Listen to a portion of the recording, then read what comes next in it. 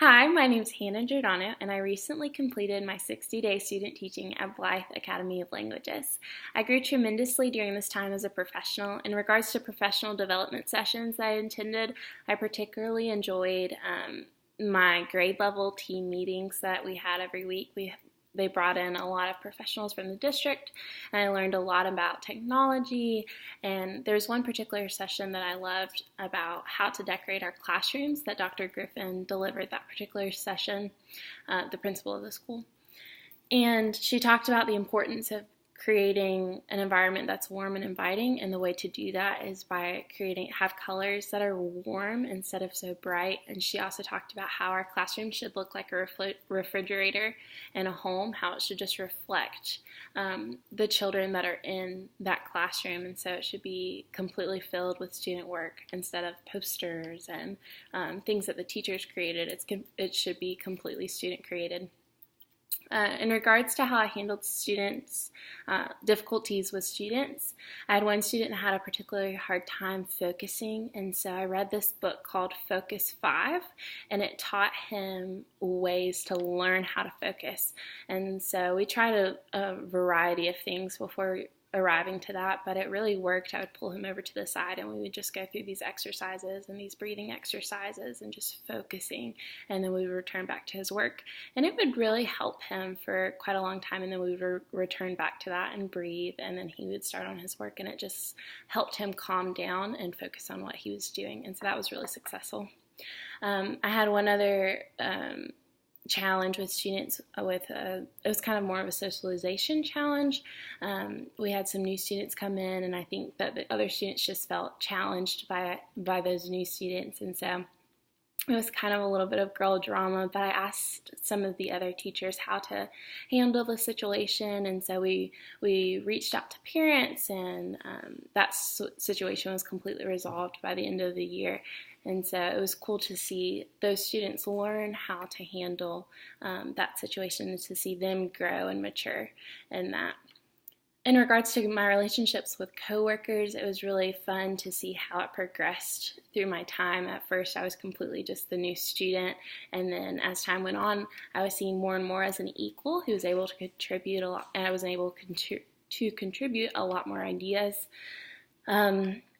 I was able to be in charge kind of their Bio Buddy project, where the students took home kind of a template project, and they had to research one famous person in history, and they had to write a complete report on that. It was a big responsibility for a second grader, but the kids did such a great job. And then a couple weeks later, we had the parents come in, and the students were completely dressed up as their character, and they had a little sticker on their shirt that says, "Push here to learn about my life," and they had memorized a lot of important facts about the person that they researched. And so that was a really fun project where the students were handed a lot of responsibility, and as a result, they learned a lot. I was also able to kind of pilot a series of experiments in our science projects. That particular topic was about push and pull, and we had been working on it for about a month. And so the students became a little bored with the topic, and I was able to incorporate the arts with some of our experiments, and they absolutely loved it. And so the entire grade level ended up doing those projects, and it was really a lot of fun to teach them about friction and movement and gravity using paint and marbles and just different experiments, and they loved it. And then we were able to display their artwork all over the classroom, which was fun.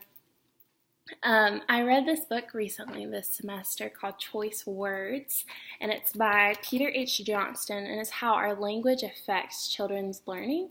And so I studied language a lot in college, and coming from that linguistic background, I just know the importance of how our words can affect people, and how what we say as teachers can alter or form the identity of a student. And so this book really went along perfectly with that, and they talked about the importance of choosing those words carefully and precisely in order to develop those students and make them believe that they are going to learn and that they want to learn and that learning is fun. Certain things like calling them writers, like, okay, writers, let's get started, or okay, scientists, let's get started, so that they automatically take on that identity. As far as non-instructional duties go, I was a little surprised about how often the teachers were having to participate in like extracurricular events outside of school. My cooperating teacher led a cultural night, and so every Friday for most of the semester we stayed after until like 5 or 6 to help the students learn the dances and the scripts.